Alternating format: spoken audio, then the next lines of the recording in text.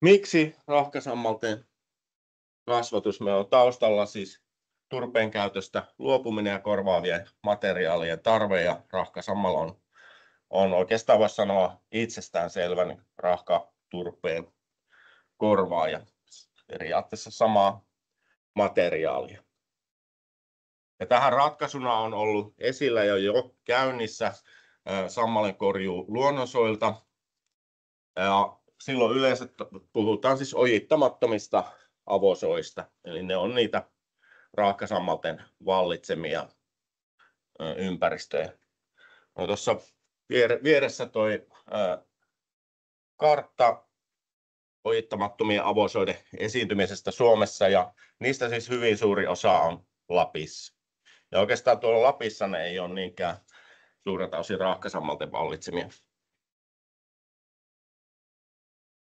Eli eteläisessä Suomessa meillä on jonkunmoista oikeastaan pulaa soista, ja tämä on kyllä koskettanut myös ihan turpeen käyttöä, että niitä soita ei aivan loppumattomasti olekaan käytettävissä ollut. Tässä on ollut ajatuksena samalla korjuussa, että käytetään vain se suon pintakerros, noin 30 senttimetriä, ja noin 30 vuotta olisi semmoinen lupailtu uusiutumisen aikaskaala. Ihan lyhyesti analysoituna, niin se siis vaatii ilman muuta moninkertaisesti pinta-alaa verrattuna turpeen käyttöön. Eli jos ajatellaan, että laajamittaisemmin lähdettäisiin korvaamaan turvetta, jos käytetään vain se pintaosa ja jätetään ne metrit sitä varsinaista turvetta käyttämättä, niin tietenkin tarvitaan siis paljon enemmän pinta-alaa. Eli jonkunlaisen mahdottomuuden edessä tämä luonnonsoilta sammalen korjuu on pidemmän päälle. Sen sijaan sitten rahkasammalia voidaan kasvattaa ilman muuta, ja tämä meidän kasvatusidean väite on, että se pitää perustua rahkasammalten biologiaan, eli meillä lähtökohtana ei ole minkäänlaiset käytännön rajoitteet tai pullonkaulat, onko soveltuvia koneita olemassa tai muuta, vaan me katsotaan sitä biologian pohjalta, ja sitten se haaste on sitten muualle, että millä tavalla käytännössä voidaan sitä toteuttaa. Lyhyesti rahkasammalten biologiasta. Mikä olisi se malli luonnonsoilta? Millä tavalla rahkasammalit siellä kasvaa? Onko se hyvä malli kasvatukselle? Tuo rahkasammalten vallitsemilla avosoilla on siis veden pinta määriteltävissä. Kun turpeeseen kaivaa kuopan, niin vesi kertyy siihen ja havaitaan veden pinta. Ja rahkasammalten pitää siis yltää siihen veden pintaan. Ehjän rahkasammalin verson, sen kasvuston tulee yltää siihen veden pintaan, ja sieltä sitten vesi nousee kapillaarisesti. Rahkasammallilla ei ole juuria eikä paljon muutakaan tämmöistä kosteuden säätelymekanismia, paitsi vaan se kapillaarinen systeemi, jossa vesi nousee. Jos se katkeaa, vedenpinta laskee liian syvälle, niin ne kuivuu, silloin sammalet ei kasva. Eri lajit kasvaa eri korkeudelle sitten omien sopeumiensa mukaisesti tuosta vedenpinnasta, ja sitten se muodostuu sen mukaisesti ne suon pienmuodot. Sammal kasvaa sieltä verson kärjestä. Kärkikasvupiste on tuo latvuksen sisällä. Kasvaa ylöspäin. Vanha verso lakoaa, pakkautuu, hajoaa. Osa sitten siitä jää hajoamattomana sinne. Muodostuu rahkaturvetta. Veden alla on hapettomat olosuhteet, ja silti kuitenkin hajoitus jatkuu. Ihan ne kaikkein vanhimmatkin kerrokset niin yhä hajoaa, mutta hyvin hitaasti.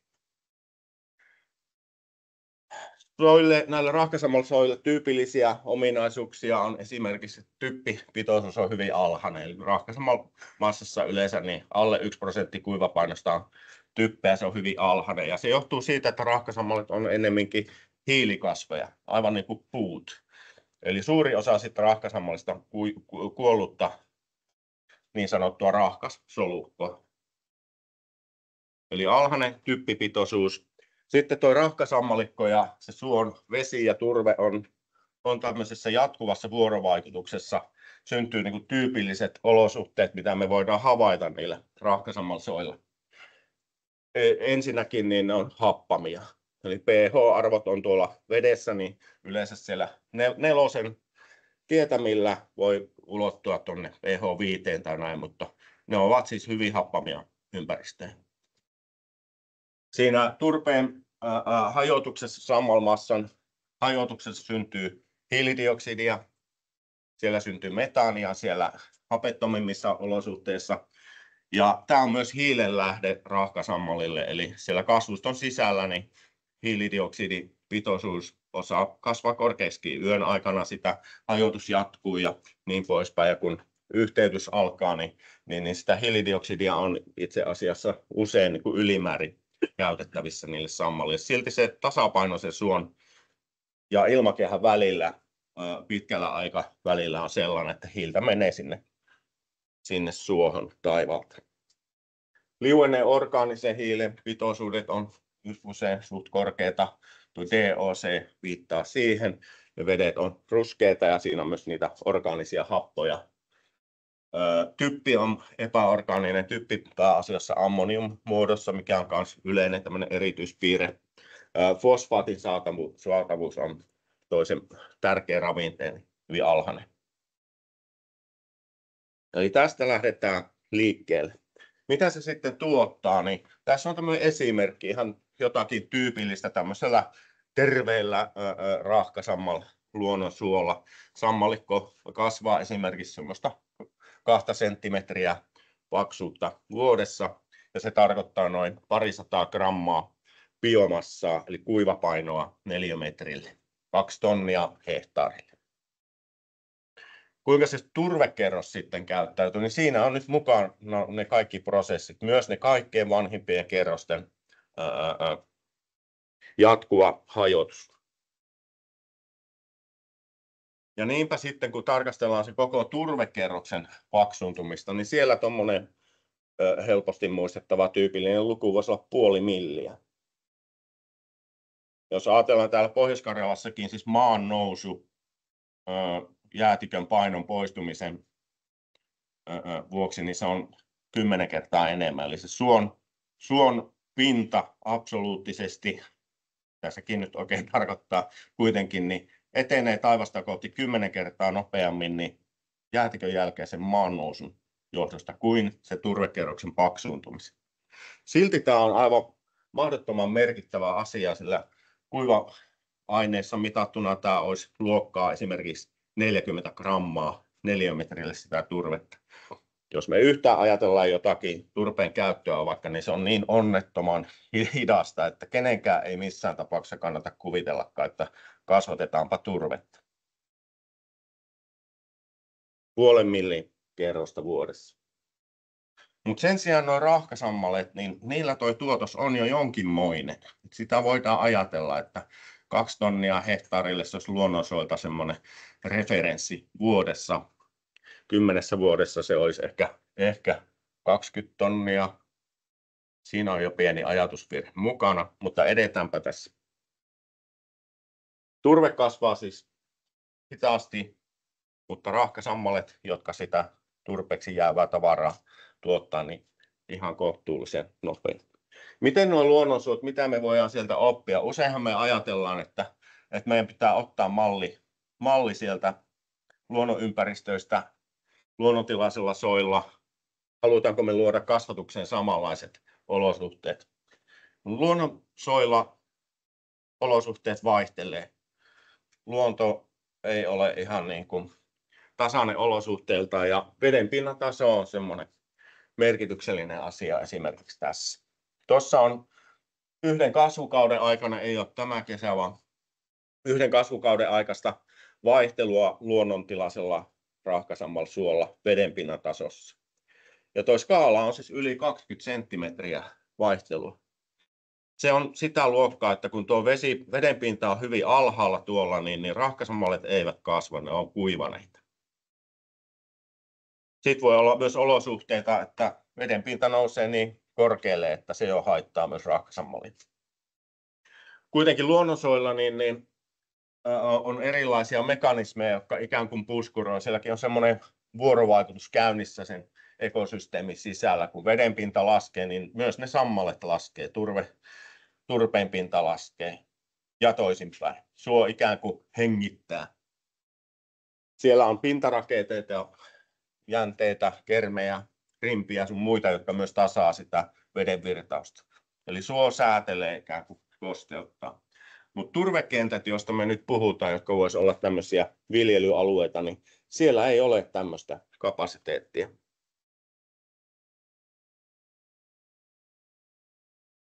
Ja silloin siellä on tämmöisenä välittömänä uhkana, niin luonnon olosuhteet vaihtelee, niin kuivuminen ja tulviminen. Ja monessa muussakin asiassa on vähän samalla tavalla, että oikeastaan me ei tiedetä, että luonnonsoilta noin vaan suoraan, että mitkä ne on ne olosuhteet, joissa se kasvu on parasta. Ne ei välttämättä olekaan just niitä olosuhteita, mitä me havaitaan siellä luonnonsoilla. Eli sen sijaan, että me noin vaan matkittaisiin niitä luonnonolosuhteita, niin meidän pitää löytää optimaalisia olosuhteita.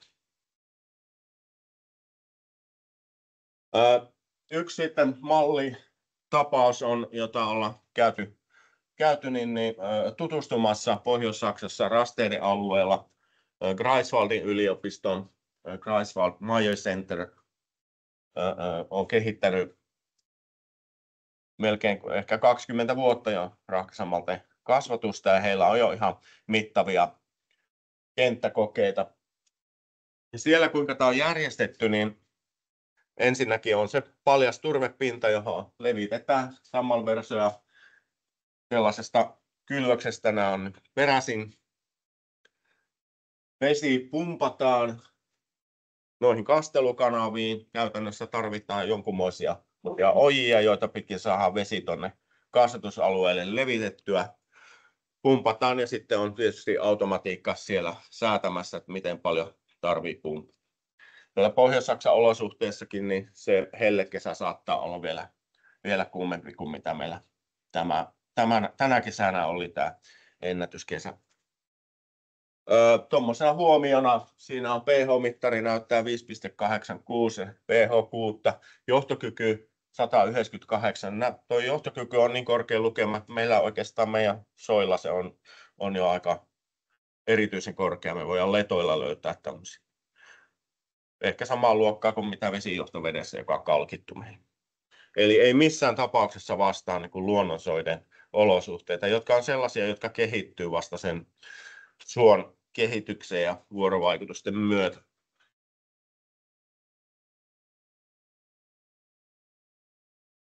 Tuolla Pohjois-Saksassa nämä kasvatusalueet on oikeastaan jonkunmoisia monimuotoisuus-hotspotteja. Siellä sotien jälkeen historia oli hurja suoluonnolle, ja vielä oli kohtuullisen paljon luonnontilaisiakin soita jäljellä, mutta ne raivattiin pelloiksi ja perunaa siellä kasvaa nyt niillä turvemailla. Ja luonnontilaisia soita hyvin vähän jäljellä. Ja nyt sitten kun siellä on perustettu näitä kasvatusalueita, niin sinne tulee tietysti rahkasammalten lisäksi niin kaikenlaista muuta lajistoa. Sinne tulee sammakkoeläimiä, sudenkorentoja ja niin poispäin, tässä kuvassa pyöreälehtikihokki.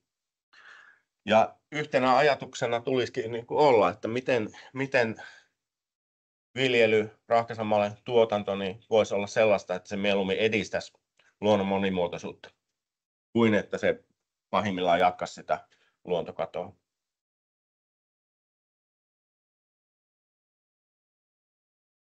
Hyvä. Mikä olisi sitten se viljelykierto? Puhutaan nyt sitten taas sillä viljelyajatuksella. Ja otin tähän tuommoisen kivan tasaluvun 10 vuotta. Ja sitä luokkaa meillä on ollut niin kuin ajatuksena tässä rahkasammalten viljelyssä. Tavoite, voidaan myös sanoa, että oikeastaan se on rajoite, joka perustuu tähän systeemiin ja tämän rahkasammalten biologiaan. Tietysti tarpeeksi vuosia, että tulisi tarpeeksi satoa, mutta ennen kaikkea kysymys on siitä, että hajotus ei vielä vie osaa tuotannosta pois. Ehkä 10 vuotta voi olla semmoinen aikaskaala, että me saadaan pysymään sinä aikana se kasvanut rahkasamman materiaali vielä kasassa. Yleensä ottaen 10 vuodessa kyllä on jo niin, että se materiaali, joka 10 vuotta sitten on kasvanut, niin se hajoaa jo hyvää vauhtia. ei voida kasvattaa pidempään järkevästi. Tällainen väite on mun mielestä ihan perusteltu. Ei ole mitään järkeä kasvattaa 30 vuotta, koska silloin jo hajotetaan sitä kasvua, joka on syntynyt. Ja tämä on sinänsä tämä on ihan yleinen säännönmukaisuus biologiassa. Biologiset systeemit tuppaa kasvamaan sillä tavalla, että ensin on vähän tuommoinen jurottava hidas vaihe, sitten tulee eksponentiaalinen vaihe. Ja kun se kasvusto lähtenyt terveenä vauhtiin, niin sitten tulee lineaarinen vaihe, jolloin se populaatio kasvaa tai massa kasvaa tai yksilö kasvaa. Se voi olla nyt tässä vaikka bakteeripesäke tai se voi olla kirjolohen paino. Sitten kun se systeemi alkaa tasoittua, niin löytyy ikään kuin semmoinen kohta siinä kasvukäyrällä, jonka jälkeen ei enää kannata kasvattaa. Ja tämä on tietysti ihan yleinen asia, biologinen perusta vähän kaikille kasvatukselle. Ja vähän kysymysmerkin kanssa, että esimerkiksi 10 vuotta, 10 on helppo muistaa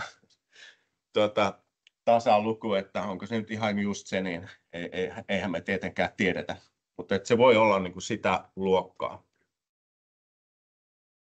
No meillä on tähän niin kuin referenssiä, paitsi että on siellä Saksassa esimerkiksi tehtyjä kokeita, niin meillä on tehty hyvin paljon rahkasammalla kasvatusta metsäojitettujen soiden ennallistamisen tapauksessa. Ja siitä meillä on paljon tutkimusta ja aivan uusinta tutkimusta ollaan mekin julkaisemassa, kuinka noin 10 vuoden aikaskaalassa tämä ennallistuminen on tapahtunut. Rahkasammalla soilla niin tämmöinen hyvin onnistunut ennallistaminen tuottaa tuommoisen 15-20 sentin paksuisen sammalikon 10 vuodessa. Ja siinä on noin 30 tonnia hehtaarilla kuivapainoa biomassa. Se on siis vähän ehkä enemmän, se on yläkanttiin verrattuna luonnonsoille. Ja tässä on tämä sama sammal näyte, pintaturven näyte, jossa tuo sammal on oikaistu. Eli tosiaankin ajan myötä se kasvu lyttääntyy tietysti ja se tiivistyy sammalle. Suo ei kasva tuommoisena kuokkeena taivaalle määrättömästi, vaan se painuu kasaan se kasvu. Niin tämä näyte on tuossa nyt oikaistu sillä tavalla, että ne versot, jotka on yhä ehjänä, niin olisi suorana pystynä siinä näytteessä. Ja kysymys on tässä siis noin 0,5 metrin mittaisesta sammalkasvusta, joka tuossa 15 sentissä on.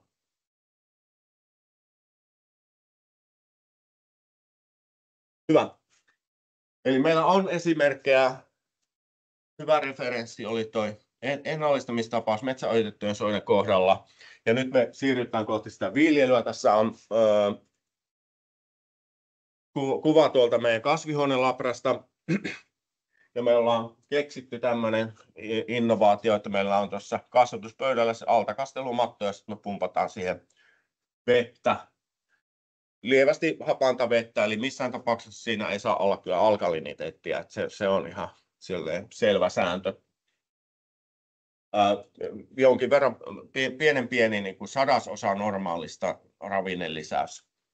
Sitä luokkaa meillä on siinä ollut. Mutta kumminkin korkeampi johtokyky kuin mitä luonnonsoilla.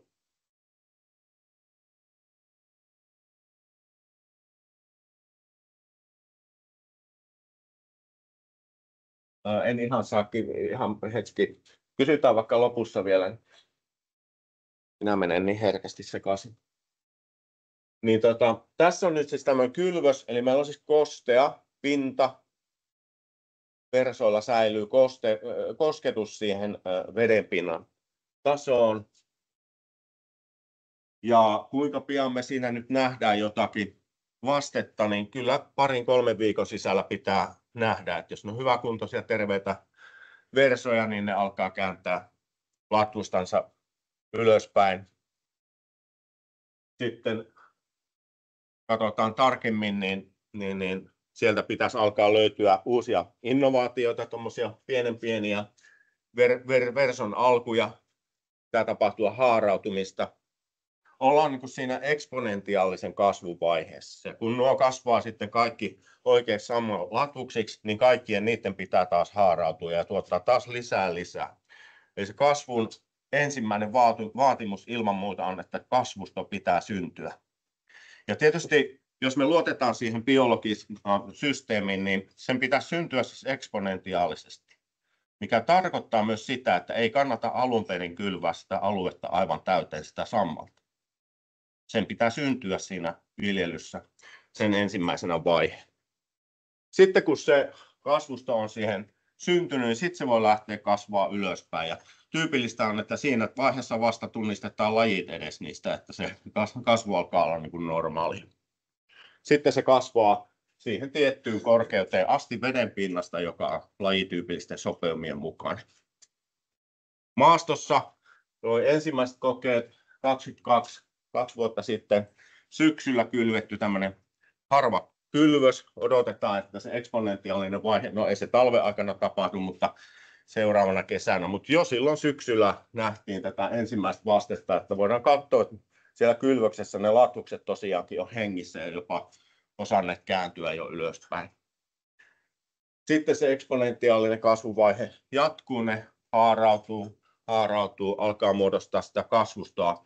Ja tässä on toi meidän ensimmäisen kokeen onnistuneimpia tapauksia, niin ne näyttää nyt sitten tämmöiseltä. Eli on saatu se kasvusto aikaiseksi ja nyt on mahdollista sitten, että se lineaarinen kasvuvaihe, massan kertyminen, niin lähtisi liikkeelle. Meillä on myös ihan mukavasti tämmöisiä epäonnistuneita tapauksia. Meillä oli todella kuuma, sateeton kesä täällä Itä-Suomessa, että ketkä Länsi-Suomesta seuraa esitystä, niin ette arvaakaan, että meillä ei satanut tällä alueella melkein ollenkaan. Ihan parina päivänä ja helleennätykset paukku. Ja esimerkiksi tässä meillä on tämmöinen koeala, jossa ei käytetty olkikatetta. Olkikate on yksi tämmöinen ratkaisu auttamaan tuota kasvuun lähtöä. Ja näyteala näytti tämmöiseltä tuossa heinäkuun lopussa. Siellä vieläkin on elämää, että sitä on kyllä sinänsä testattu, mutta hyvää kasvua ei ole. Ja se on tietysti se niin kuin oleellinen asia, jos ajatellaan viljelyä. Sitten tässä esimerkki tänä kesänä perustetusta viljelmästä. Nyt meillä oli vähän jo kokemusta. Perustettiin parhaalla mahdollisella tavalla, mitä nyt tähän astisella kokemuksella osattiin, niin nämä selvisi kyllä ihan hyvin tästä hellekesästä. Veden pinnat pysy hyvin tasallaan. Nyt sitten me päästään mittaamaan sitä kasvua, hiilitasetta, vedenlaatua, lajistoa, sun muuta, mitä tähän kasvatusalueelle nyt sitten on syntynyt.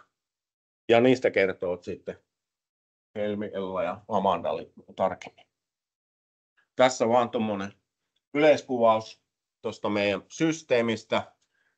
Kasvatusalueet, pienet pilottialueet, mitä tässä tapauksessa on päästy tekemään. Kontiolahden kunnan omistamalla alueella ja rakenteet liittyy tuohon muuhun kosteikkoon, lintukosteikkoon, jonka näitä vesialtaita käytetään sitten tämmöisinä puskurisysteemeinä, joista voidaan ottaa vettä ja jonne voidaan valuttaa vettä ja niin poispäin. Mutta vesi siis kiertää nämä kasvatusalueet noissa kanaleissa.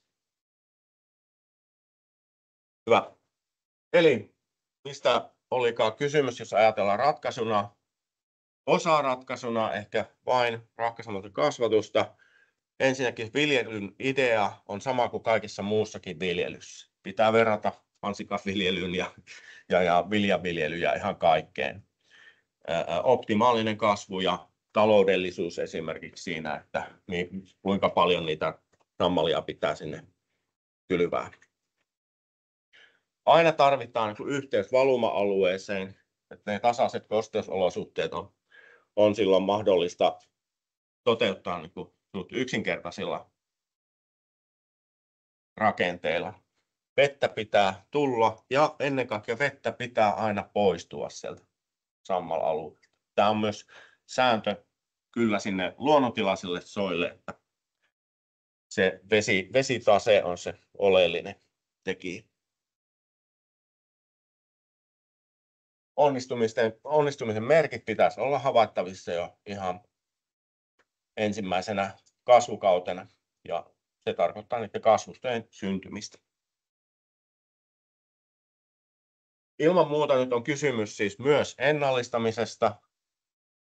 Ihan sama ideat, sama metodiikka, niin tietenkin niin sopii siihen suoalueiden uudelleen perustamiseen turvekentillä. Ennen kaikkea niitä on integroitavissa muihin turvealueiden kosteikkoratkaisuihin, muuhun kosteikkoviljelyyn. Kaikki turvekentät ei missään tapauksessa sovi parhaiten juuri rahkasammalten kasvatukseen, vaan se voi olla jotakin muuta.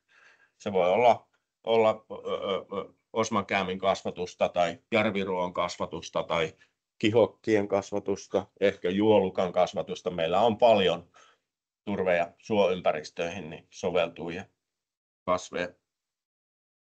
Puskurikosteikot, lintukosteikot ja esimerkiksi aurinkovoima, joka on nyt iso maankäyttömuoto turvealueille, ja sinnekin kyllä kaivattaisiin ilman muuta niin kosteikkoratkaisuja. Rahkasammalia voidaan kasvattaa kyllä vaikkapa aurinkovoiman kentällä, kunhan sen vesitaloudesta huolehditaan. Hyvä, eli sammalten vinkkelistä siis ratkaisut on mahdollisia, ja sitten ihmisten vinkkelissä on niitä pullonkauloja ja esteitä varmastikin, mutta ne eivät ole ensisijaisesti meidän kiinnostuksen kohteena. Hyvä, etenemme rahkasamman tasolta.